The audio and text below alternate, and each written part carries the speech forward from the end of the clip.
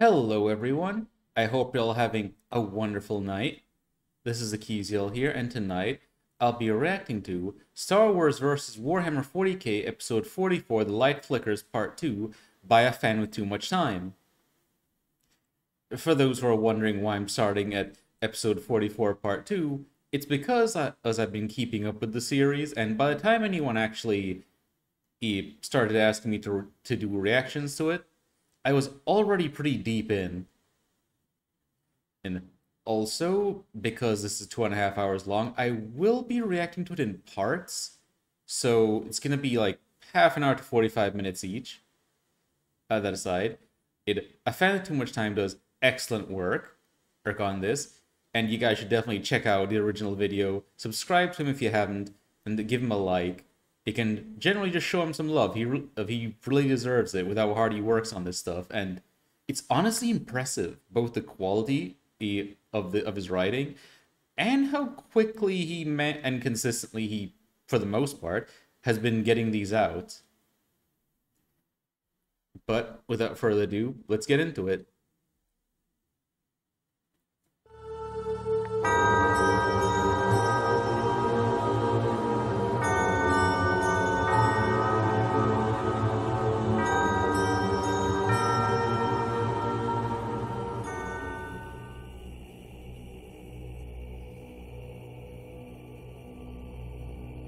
Oh.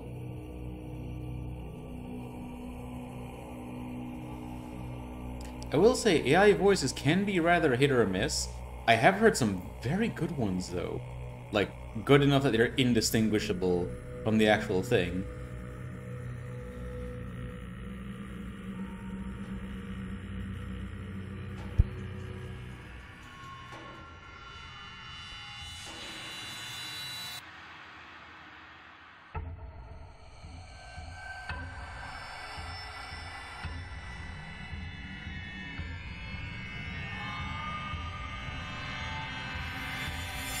No! Ayla Sakura's whispered exhalation seemed to ripple through the suffocating air of the rent and ruined makeshift prison. Behind her cerulean eyes, Ayla's very spirit was awash in a storm of emotions which threatened to tear her asunder even more than she already was. Her beaten form lay sprawled on the ground, shattered in flesh, soul left ringing in the wake of what she even now bore witness to. Looming before her were the very avatars of her worst nightmares. Darth Sidious, the malevolent puppet master behind the galaxy's most recent galactic war, and Inquisitor Tar Wyler, the inscrutable, grinning monster who hailed from another universe entirely. The former's lips pulled back in that horrific expression that Ayla had learned to fear. The Inquisitor holding aloft a rapier that seemed to drip with abyssal fire. Both semblances of evil seemed so engrossed in their newfound rivalry, so locked by their mutual challenge, that they paid her, broken and inconsequential as she was, no mind at all. Ayla felt some form of gratitude for that, but the sensation was fleeting. Like an ant and on the ground and seeing a couple of humans and shooting at each other, I assume is the kind of feeling. Cast out of her the instant the two men chose to engage each other. The moment was as sudden as the arrival of an unexpected death, and twice as shocking. Ayla watching as the two approached each other and paused. Wyler's weapon roiled and moaned as he held it casually in one hand. Sidious's two blood-shaded sabers humming at either side of the Dark Lord's shrouded, black-robed body. The men seemed to flicker then, like black candle flames caught in a nearby breath. And by the time Ayla realized that their contest had truly begun, the two shadows had already exchanged several empowered blows. Gusts of hurricane-like wind buffeted out from their collisions, throwing Jedi, wounded and corpses alike across the floors and into the walls. Their duel commenced with a savagery that was a study in contrasts, like a painting in which the brightest of whites clashed with the darkest of blacks, showing Ayla shades of shadow she had never even conceived of. Darth Sidious brandished twin crimson lightsabers, their blades glowing like demonic eyes in the strange murk that was rapidly consuming the 9th floor. Tarweiler's rapier, its blade a fragment of pitch darkness that shamed even the night, seemed to consume light itself, screaming through the air with each swing, leaving black arcs of fire in its wake. You truly believe that your childish sorcery can match the might of the Inquisition? Weiler sneered. The words spat out even as his rapier clashed with Sidious's lightsabers, spawning showers of malignant sparks which seemed almost alive as they... So when the whole thing of them standing there and Ayla not being able to tell they'd already started, and for a moment there, I was actually wondering whether it was a case of because Jedi can speed up their reflexes and movements using the Force via battle meditation. For a moment there, I was actually wondering whether it was saying that, oh, they were just moving so fast that she couldn't track them, or if it was essentially a dual use of the Force versus Tara Weiler's psychic abilities. Flailed and flared to the steel ground. Arrogance. Ha! Ever the folly of the uninitiated. Sidious retorted, maneuvering his dual blades in intricate arcs, a graceful dance of death which shamed Ayla just to see it. My order has long mastered the mysteries of the universe. We do not need to brute force our way through it. The Force obeys, for it is our right to command it. The Sith Lord boasted, pressing his attack as he weightlessly slid and leapt about, never striking at the Inquisitor directly, always seeking to subvert Weiler's counterstrikes or offensives. The air around them surged with an invisible pressure that Ayla could almost hear. And, to the surprise of her bloodshot eyes, Sidious was doing what none of them had been able to. He was pressing Tarweiler, gaining gradual control of their mutual movement as he kept pace with the previously untouchable Imperial. Both combatants were clearly augmenting their physical abilities with techniques based within the immaterial worlds around them, empowering themselves such that the physical universe seemed to scream around them in its attempt to keep pace. They moved faster than Ayla's trained eyes could follow, blurs of lethal intent shattering themselves against one another, held intact through their impacts with the same forces which made those strikes so severe. Weiler's rapier stabbed and slashed with a serpentine grace, his movements winding and indirect, like a snake's coils folding under itself, his every maneuver punctuated with a violent and sudden lurch forward. Meanwhile, Sidious's lightsabers wove a web of red, creating a wall of light that kept pace with the black serpent fang that was Weiler's weapon, catching and deflecting every blow thrown his way. So, based on how Tara Weiler's swordsmanship with that is being described, it sounds like he's going with what a lot of people use when they're saying that someone's being very efficient with their movements, in the sense of translating one movement to the next without breaking it up, so everything flows together and conserves energy, which I think may actually be similar to Count Dooku's style, which is focused on dueling and was very energy efficient. but that style was also notably invulnerable against highly aggressive people wielding more than one lightsaber. Hence, actually, why Count Dooku, who trained Asajj Ventress to use 2 sabers, and General Grievous, well, you know, having 4 arms to use 4, and at minimum to use 2 when he did before separation of the arms, because it allowed less skilled duelists to defeat more experienced ones. Their conjoined arts of combat could have made small the likes of even Master Yoda. At least, that was what Ayla believed as she watched on. The room was buckling around them. Waves of unseen power made small even the likes of Master Yoda. I wonder if the short joke there was intentional. rippling and shimmering through the air, tearing open walls and rending apart the floors above them. The destruction and contortion of the space around the defeated Jedi only seemed to accelerate then, as the physicality of the contest between the two shadow beings suddenly ruptured into overt displays of their respective dark arts.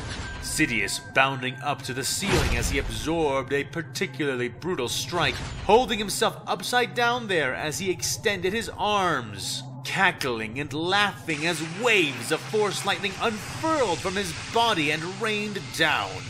Wyler did not miss a beat, dancing back, bolts of power bouncing off his blade and psychic radiance as he spun and attempted to contend physically with Sidious's arcane display. It almost gratified Ayla to see the Inquisitor be suddenly overwhelmed before countering with torrents of black fire. The hungering flames carried aloft in an explosion of psychic malevolence which drove back the Sith lightning. And again, Ayla became aware that her surroundings seemed to waver and distort as the competition between them raged on.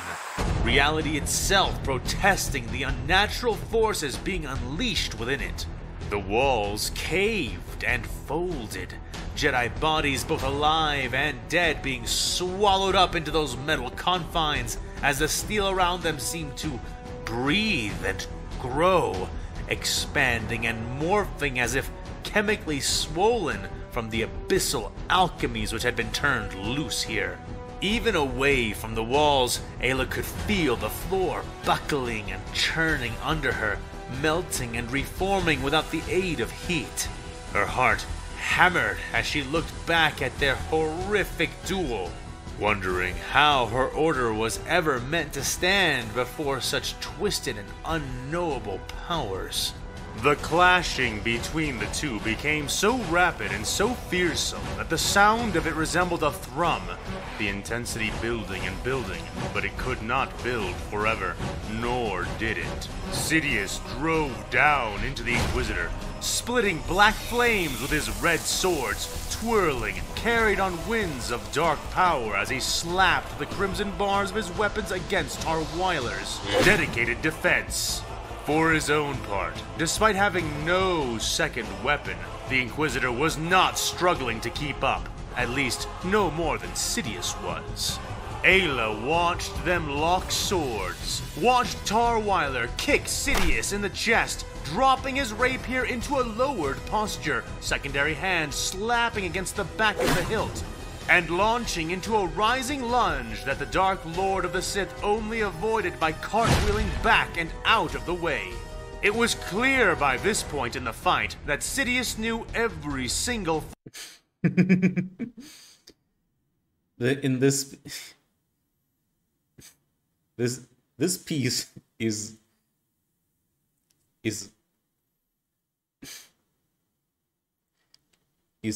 so I'm assuming on the right that's supposed to be Wyler, but he looks like Lord Voldemort. And is that supposed to be Sidious on the left? Well, perhaps a younger Palpatine, perhaps. I just find it funny. I'm not necessarily knocking because you can only do so much with, I assume, AI art. I will say though, it is interesting listening to how the fight is going, because, well, usually when I think of the way a Darth Sidious fights a lightsaber, I cannot think of anything but when he was confronted in his office, and he just screeches and launches himself spinning towards the Jedi. Form of lightsaber combat, with the possible exception of the latest form, Vapad. But where Sidious had mastered the battle arts of the Jedi and Sith, this Tarweiler fought not with the martial teachings of 2 orders, but with the lethal wisdom of several hundred, forming out of his fighting style a chaotic amalgamation composed of very nearly every single sword fighting technique that humanity had cultivated in 10,000 years of constant escalating war. It was within this melee storm of violence, this bloodthirsty exchange of galactically assembled martial prowess, that the Imperial Inquisitor eventually gained the upper hand. It happened so quickly that Ayla was not able to spot the exact moment that the rapier found its mark, somehow sliding past Sidious's guard and scoring a searing line across the Sith Lord's chest. The two broke apart like powerful opposing magnets, Tarweiler grinning his monster's grin as he and Ayla watched Sidious rise from a crouch, a growing line of black flames spreading from his chest, lighting his hidden face with darkness. Now it was Tarweiler who cackled, Ayla feeling a strange despair, realizing at long last that not a single being of her galaxy could stand against the predators that had come from somewhere else. Even the Sith were ultimately no match, though one would not know it from the undaunted posture of the burning Dark Lord. Your lightsabers may cauterize flesh, but the fires of the warp consume the soul. Weiler hissed in victorious elation. You are finished. Food for the warp.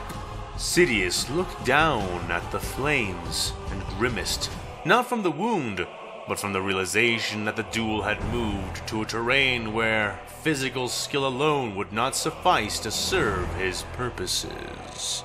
His eyes glinted like shards of dead stars as he lowered his glowing weapons, deactivating them and having them vanish up the sleeves of his robes. He was preparing for a different kind of battle. Tar could see this as well, and looked upon the Sith Lord with mock pity. Unable to accept the inevitable? A shame. You will die flailing against a fate no one, not even I, can prevent now. The Inquisitor mocked. Sidious did not respond. At least, not with words which Tarweiler could understand. Instead, he seemed to look down and speak to the flames themselves, his words strange and clipped. Weiler watched, his keen mind recording every word, though even then, his arrogance was supreme. The daemon fire he summoned was born of the most insatiable parts of the Immaterium, children of a hunger so intense, even the dark gods made scarce use of it. Wielding it was to dance the line between existence and utter obliteration, and he had seen word-bearers fail to coax the flames to stop. So Tar watched and nothing more as Sidious spoke the hideous and lost tongue of the bulk. Masters of the black flame, speakers of the chaos. Tar had seen sorcerous attempts to put out the flame, to smother it, to deny it, to bribe it into release, to beg it for mercy. But Sidious did none of these. Kintik Hadzuska Otkar Ratak. Kintik Hadzuska Otkaratak. Jasjen Sixa. Jasjen Sixa. Sidious spoke, summoning control of the black flame.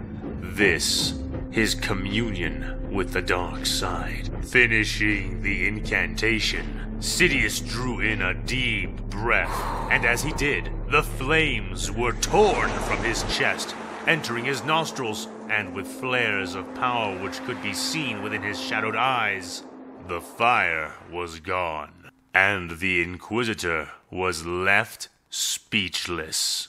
For a moment, at least. How? Tar finally managed. The flames are unquenchable! They do not relinquish prey! How? He demanded, raising his rapier and pointing it at the Dark Lord of the Sith. Darth Sidious, resplendent in his darkness, did not respond right away. I have a feeling that with how much this has surprised Tar Weiler, that if even for a moment that Tar is now at a distinct disadvantage, not just because of Sidious's control and power over the Force, but also because this duels at least, well, for Star Wars, duels involving Force sensitives are also very much a battle of wills, and once you get distracted or get surprised or falter for even a moment, and you are essentially weaker in that moment. It was part of why keeping Jedi off balance and surprised and fearful was such a key part of Grievous's strategy to put them on the back foot, so that they'd be forced to use their battle meditation just to keep up with them. Shadows deepening all around him as he finished breathing in the breath he had taken. He exhaled darkness in place of smoke, his breath long and dragged out. Weiler's eyes darting, but unafraid. When Sidious spoke again, he did so in a deep, demonic voice that drew what little breath Ayla had out of her lungs. The dark side of the Force is a pathway to many abilities the weak and short-sighted consider to be unnatural. Tar edged back, the air seeming to rumble without noise. He knew what this was. Just beyond the veil, on the other side of the border which protected the material plane, the warp was roiling, writhing, scratching and tearing at the seams. His beady black eyes widened as he realized for the first time that he was not dealing with anything as simple as a powerful witch sorcerer. You are strong in the dark side, said the Sith, stepping forward and dragging every shadow in the room with him. Worthy of the mantle. He purred, making the darkness around them shudder and draw in closer. What Weiler began to say, before crying out, staggering, one hand holding his blade out towards Sidious, while the other suddenly clutched at his head, covering one of his hateful eyes. Ayla could feel it as well, a conduit, a powerful channel opening between them. Like water calls and connects to water, so too did the black hearts of these creatures connect and flow into one another. Yes, I can see it, crooned the Dark Lord of the Sith. Such power you have, yet still a slave. Your chains, unbroken. He continued, stepping closer still. I am no slave! Tar Weiler spat back, saliva frothing his lips as he attempted to drive apart the strange connection. I am an Inquisitor! A Lord Inquisitor of the Imperium of Man! Billions live and die by my whim! I command battle fleets and soldiers would shame anything you have ever wrought! My authority is the authority of a god! The Imperial roared in defiance. He may have the authority of a god, in the sense that the Inquisition basically only answers to the God Emperor himself, but still a slave. If I assume that refers to how the Sith Creed. I don't remember the exact details, but I do know that at one of the lines mentions through something, in like their chains are broken or something like that. So basically, it's I'm taking that as that he's saying that Tar Weiler has not fully accepted the dark side, so to speak. Which tracks, because from what I've seen of Tar Weiler, he is a very much radical Inquisitor. The type that subscribes to the idea of, to fight the warp, you must use the warp. And yet, the Dark Lord said, seeming to almost whisper the words, although each syllable cut through the air like a razor blade, easily heard. it is not your authority. It is the authority of your dead god. Mocked Sidious. Silence! Snapped Tar, slashing his sword through the air to punctuate the statement.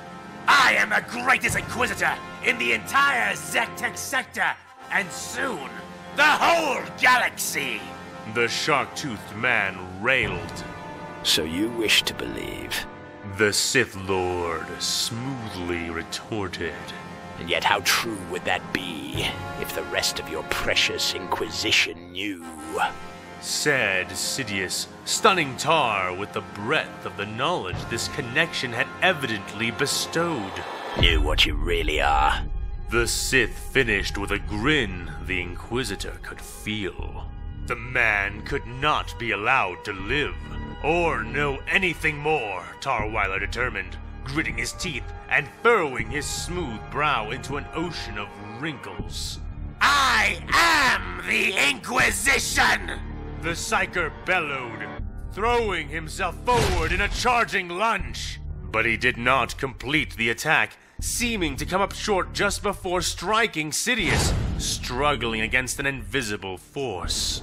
Gritting his teeth, grunting as he was frozen mid-charge, Tar Weiler pressed forward with all his might, the tip of his black rapier beginning to smoke only an inch or so from Sidious's chest.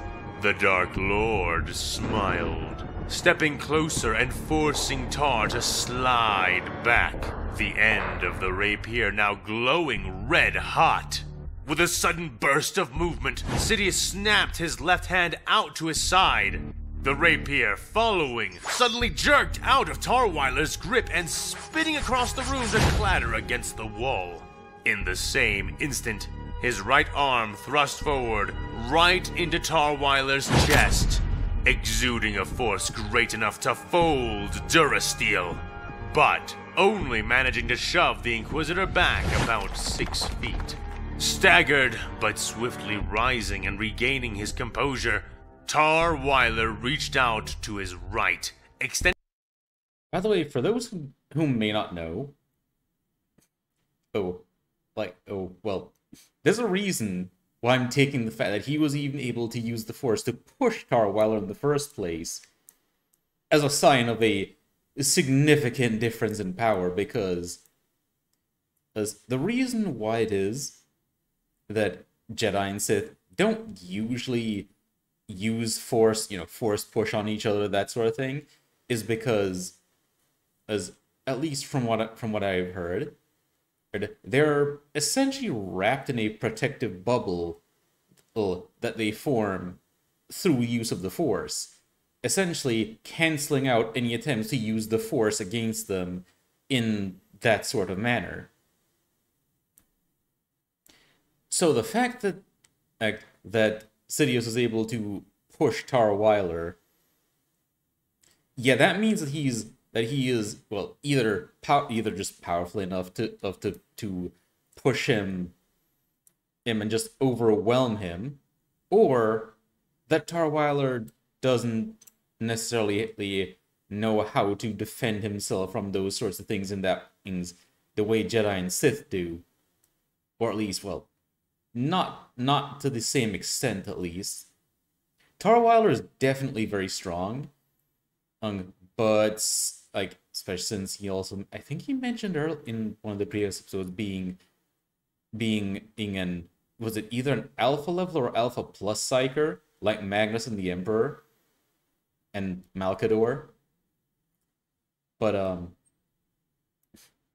at the same time, Sidious in Legends was able to do stuff like create force lightning storms that could destroy entire fleets, and apparently exude a dark side presence over the entire galaxy to influence people that were far, far away from him, should he focus on them.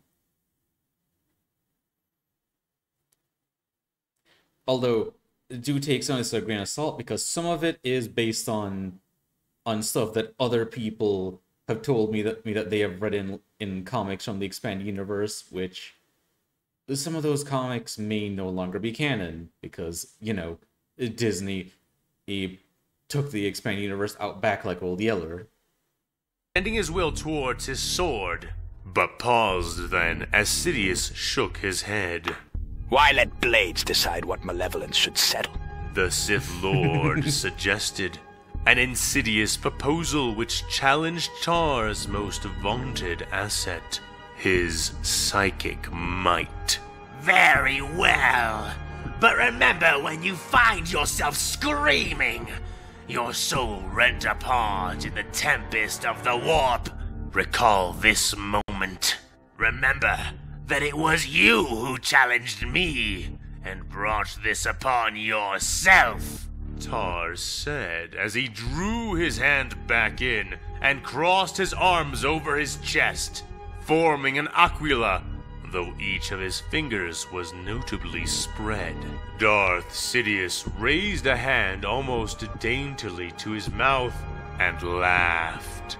Clearly you have a talent for speaking threads, but I am afraid that now I must teach you when to heed them, said the Dark Lord, raising his hands, touching his thumbs together, and forming a pyramid shape at the center of his chest.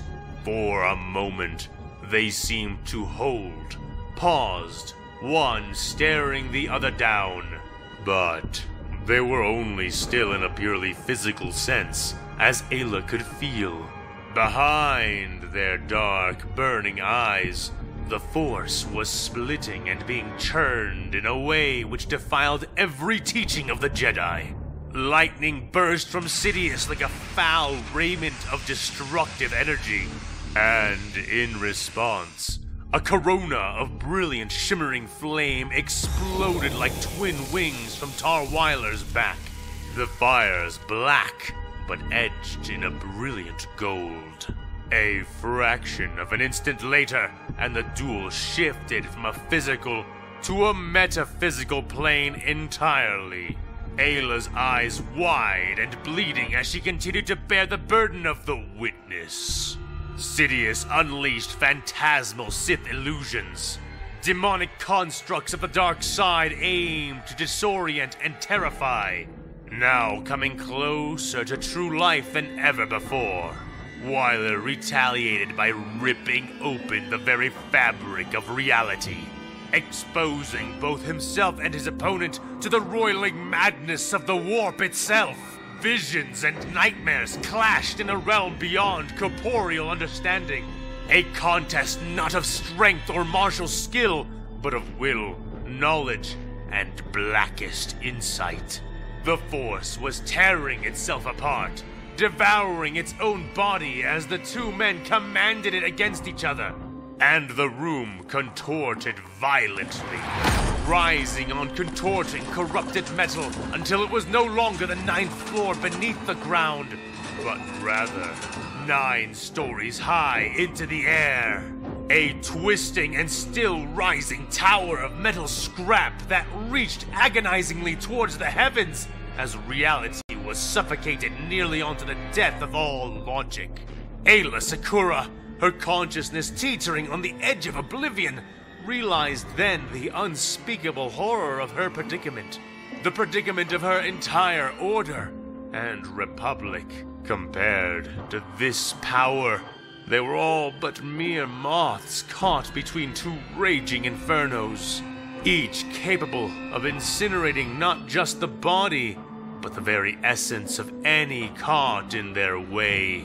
As Sidious and Wyler continued their unspeakable contest, now a clash of forbidden lore and dark power as much as one of weapons, Ayla felt the Force itself shuddering, as if in anticipation of some terrible, irreversible fracture that was about to occur.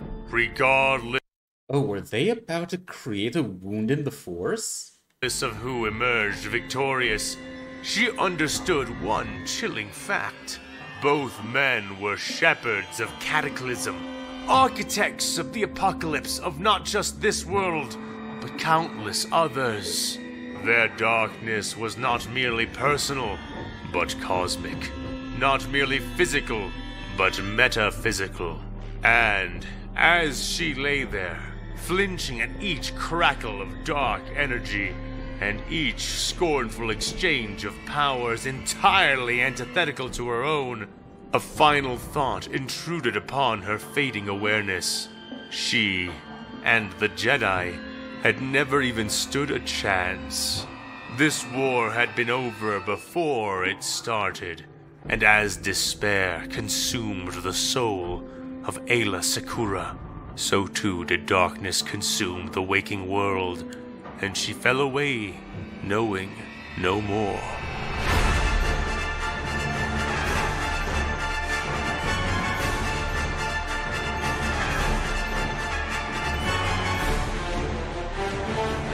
Again, like an ant watching 2 humans fight.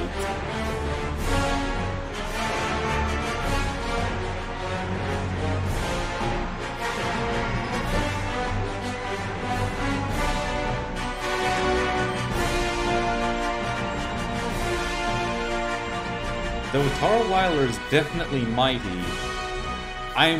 my money's on Sidious for this one.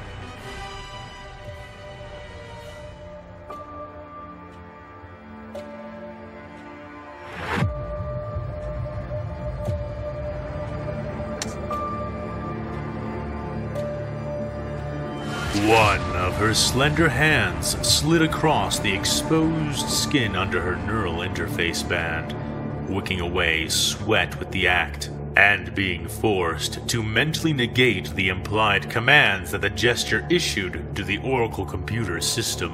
A system that Omega was now very much a part of. Few of the previous battle simulations had pressed her this hard, and none of them, not a single one, had borne the stakes this game now held over her. Omega flicked her wrist, readjusting the assault positions of countless warships with the act. Her commands then processed and disseminated by her team.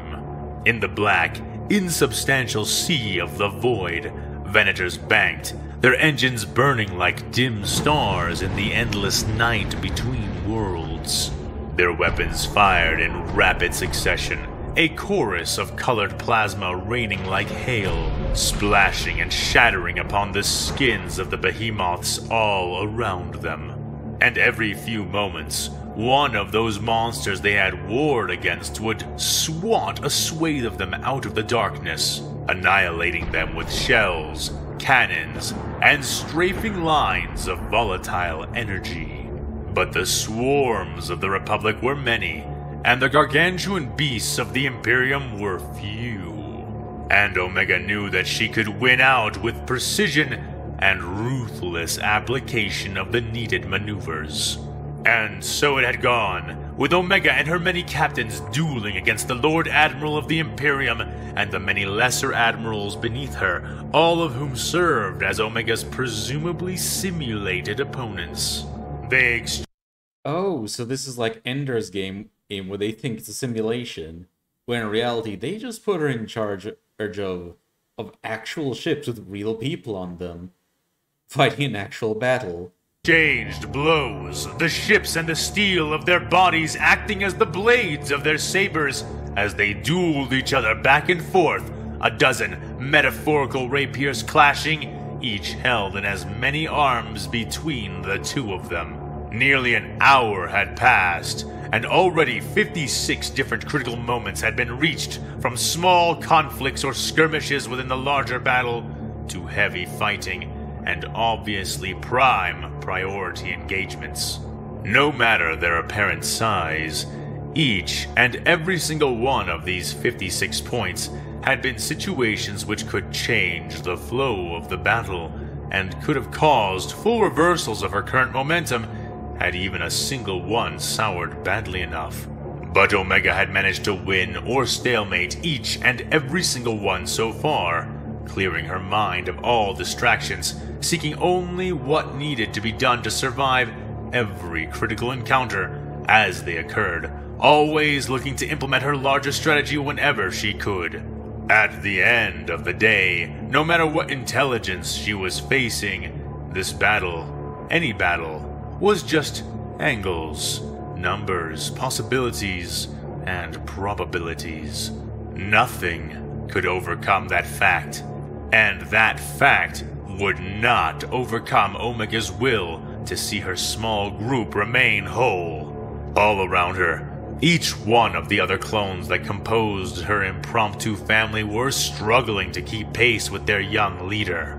A single moment, a tiny lapse, even a temporary hesitation could easily cost them 50 ships and tens of thousands of lives along with them. They all wanted to stay together just as badly as Omega. However, two factors kept them from matching the lethal speed and tactics of her moment-to-moment commands. Firstly, she was simply superior. With a grasp of physics and tactics which bordered on the preternatural, Omega was so apt at reading and noticing details and patterns that even the others in her group suspected that she may have somehow been cloned as a Force sensitive. With an eye sharper than a vibroblade, and a mind born of the gene furnace that was what remained of Jango Fett's existence, Omega did not lack for decisiveness either, and her application of tactics was either immediately effective or quickly corrected. And yet, even with this advantage, there was something else holding the others back that Omega was not bound to. One after the other, the clone children of Omega's strategy command team came to a realization that their leader was simply blind to, perhaps even subconsciously choosing to not see what they had all realized. This was not a simulation. This was real. These numbers were real. The Armada was real. The Imperials were real.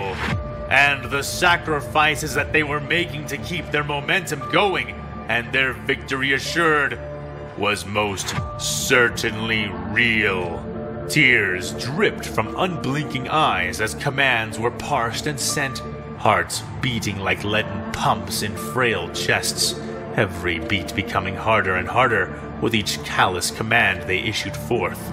But none, not one, had the heart or the will to tell Omega the truth, or to even signal it, for while parts of them died as tens of thousands perished at their orders, it was clear from the narrowness of their lead that each and every single one had been a required loss for the sake of victory. And so, Omega, unknowing... Ah yes, the cold calculus of war, when people become statistics. Innocent goddess of death danced and spun her strategy over the convulsing, dying masses of Republic and Imperial ships. More and more the momentum was mounting, Further and further ahead did their victory take them, and all it had cost them to this moment was nearly 1.25 of their combined fleet strength. Most of those lost Republic ships did not meet their end in the direct battle that was occurring even now, however, for such mass losses in such a short amount of time would have been almost impossible to manage unless she had been trying to get her units obliterated. The whale-like behemoths of the Imperial fleet circled and spun lazily in the void sea, engines burning outlines into space like vast fins of fire, as their enormous weapons belched sure death into the clouds and shoals of surrounding Republic vessels. But those overpowered weapons could only be so effective when overkill earned them nothing, and Omega had already adopted strategies to keep each single blast of their gargantuan guns from destroying an optimum number of her own ships. No, the true lethal threat came from the vast line of even larger, stranger vessels who kept their distance from the body of the battle.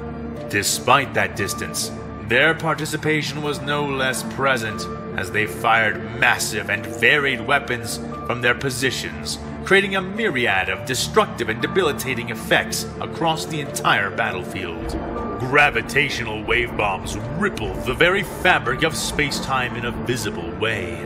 Novatic detonations exploded in fiery violence, briefly resembling stars in their expanding brilliance.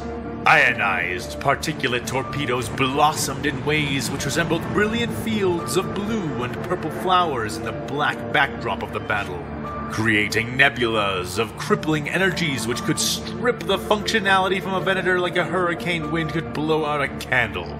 The battlefield conditions continued to change, and Omega continued to adapt. However, she did not seek out the distant, bombarding behemoths, calculating that the overall battle would be harmed by splitting her forces. Even now, as wedge-shaped Republic ships splintered and burst on waves of unseen gravitational energy, or were burnt molten in the embrace of sun-like explosions, the bleeding monsters of the Imperials began to die as well, and with each felled Imperial ship, much of their fleet strength would be bitten away. Each time an Imperial ship became too crippled by the ongoing battle or was destroyed by Republic vessels, at least 2 other Imperial ships would break off from their battle positions, anchor the vessel brutally with large chains, and drag it away into screaming, swirling portals of blue and black energy. Thus, breaking one vessel meant subtracting 3 from the battle, an advantage that was rapidly giving Omega dominance in this contest. But only so long as their concentrated fire efforts remained consistent, and they could only remain consistent if she did not split her attack power in half. So, men died and fired, killed from behind by the enemies they were forbidden to pursue. So rather than trying to actually defeat the Imperial Navy, she's because the Imperium cannot afford a total loss of a ship because they don't have any production facilities to make new ships in the Star Wars galaxy. They're trying to save the wrecks. I assume either to repair them, or to scrap them for resources that can be put to use elsewhere. So she's just trying to disable enough ships that the Imperium will lose combat effectiveness. Which, to be fair, is actually quite similar to how wars actually usually end up going. And usually, you don't actually kill off like all the enemy soldiers. You just need to kill enough of them that they either lose combat effectiveness or they lose the willingness to fight. Which, statistically speaking, like usually around like 30% is like the point where a force is rout. The netherworld was flushed with the dead, but Omega could not feel their presence, nor could she hear their legion. Not until, suddenly, A small, red line of script appeared in the corner of her vision, in the midst of her Voidborn duel with the Imperium. Connection error detected. Omega barely noticed it at first. It was someone else's problem, someone else's job. That changed quickly, as the illuminating panels of hologram projectors which surrounded her began to fail. Their projected, three-dimensional screens going red and losing all detail, one after another in quick succession. The same soon occurred on the monitors all of her supporting team were working on, the screens becoming crimson sheets with the word "error" written in white at the center. What the... Omega said, looking around in confusion. The others did much the same, with Arcanian angrily slapping his console with a wide hand to try to... I get the feeling that this is one of two things happening. Either the communications are being jammed, potentially with a captured hyperwave transmitter that may be on Axum, or that potentially some of the Imperial forces might have gone around and knocked out some of the hyperwave comm relays that are between Axum and other theaters. To coax it back into function. Sprout slowly lifted his face away from the console, the blood draining from his features. Did the simulator break? Omega added a moment later, just before the lights all suddenly shut down, a deep whine in the ship walls signaling the powering down of the main engine. The clones found themselves awash in the darkness, blind until the lights suddenly came back on, another rising whine denoting the restart of the power systems as the ship came back online. No one came in for them. No. The door into the room did not open, and the glass observation center above them did not issue any commands, nor did its large glass window become any less opaque. Omega shrugged nervously, looking back at the projectors as they began to flicker back into life, the screens on the support consoles following suit. But even after reactivating, they were blank. System response request? Manual access mode? Omega said to the computer, nervousness clear in her voice. Was troubleshooting part of the simulation test now? The holograms did not respond to her at first, before a single word written in white text appeared, hovering before her. Omega squinted at the word and read it out loud. Receiving... Read Omega. Is that a bit strange? Asked Meek, the willowy clone cadet who stationed one of the lower consoles, the one to Omega's right. Yeah, aren't the system framework responses normally in a larger text? Sprout added, sitting right above Meek in one of the upper consoles. Also, it's in a different font too. Ally said from over Omega's shoulder. What are you guys whining about? Computer's probably got an upgrade that changed a few things. Let's get this error worked out. You know what is happening every second. We are cut off from the Armada, right? Arcanian insisted. Ark's right. Said Omega. Think about it. This simulation has been more detailed and complex than any we've had thus far. I'm not even surprised the computers could not handle it. It only makes sense that they would have gotten upgrades before this game began.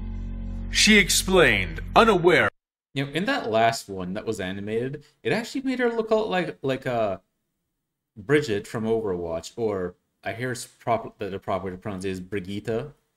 Of how her teammates cringed, all of them knowing quite well that this was no simulation, and not a single one among them with the courage or motivation to tell her the truth, at least, not yet.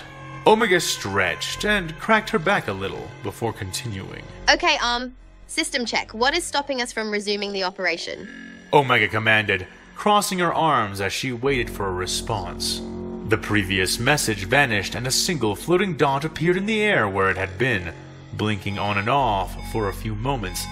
Then it was replaced by another response, which Omega chose to read out loud. Checking. What operation is not resuming currently? The young clone said, eyebrows askew in confusion which tainted the tone. Actually, where are they again? Because it's been a while since I saw the last episode. And since they mentioned they're on a ship, they're probably not in Camino then. Maybe closer to actually to where the battle is taking place. And if so, given that power going off, I wonder if that meant that they've potentially been boarded. Of her voice as she read the response. How can the computer not know its own operation? Ally asked, voice puzzled. Must be some kind of critical system error. Meek muttered. Do you think we can still troubleshoot our way through this? Asked Arcanian. Omega shrugged her shoulders and sighed, tapping her chin as Sprout bit his lip, a suspicion slipping serpentine and vile into his mind. Resume command and control operations over the current Republic fleet action. Omega began to say before Sprout suddenly yelled and almost fell out of his console alcove. Omega, wait! He cried out. Don't tell it anything! The young clone finished, but it was too late now. The computer relayed the amount of her response that she had already spoken, and the dot returned, blinking once more. Sprout, what's wrong? Omega asked, befuddled by his outburst, but Sprout did not say anything, eyes nailed to his console screen and the blinking dot he saw there, waiting for a response. And soon, the response came. Found you? Omega read, even more confused than before. She looked over at Sprout, expecting him to elaborate, but was shocked by the pained expression she found on his face. Omega, this isn't a simulation. This is a real battle against the real Imperium. And I think the enemy just found us. Sprout explained. And as if to punctuate his response, the ship suddenly shook violently. Omega almost fell out of her command platform and blinked rapidly, the pieces in her mind starting to form into the truth she had been refusing to see. She opened her mouth, but could not speak, tears beginning to rim her wide eyes as the profundity of her actions up to this point became clear. I'm sorry, Omega. I should have told you. One of us should have told you. But when Nalase chose to lie, we just assumed... Sprout tried to explain, feeling an unexpected wetness in his own eyes. And as he spoke, the sound of Kaminoans and clones beginning to scream started to barely penetrate the thick walls of their command center. For indeed, the Imperium had found them, had been waiting to find them. And now that it had, the Imperium had sent an emissary bearing the Emperor's judgment and his mercy. Oh boy, it's an Eversor assassin. And,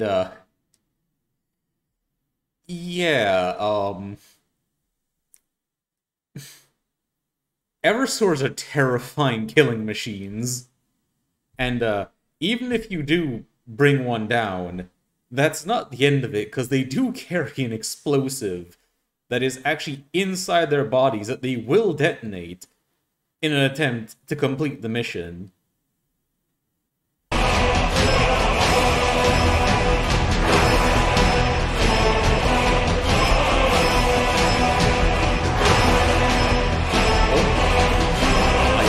Everyone aboard that ship has made peace with the Force, because they're all going to be ghosts soon. But oh boy, things are really about to hit the fan now. Oh, and to keep this from getting too long, I'll stop here and continue you in part 2. I hope you guys have enjoyed listening/watching with me. Again, you should definitely go check out AFanWithTooMuchTime's channel. Well, subscribe, like the original video, show him some love. And if you liked watching the reaction, then I'd appreciate if you like, comment, and subscribe. But until next time, ta-ta, and see you guys in part 2 of this reaction. I wish you all a wonderful night.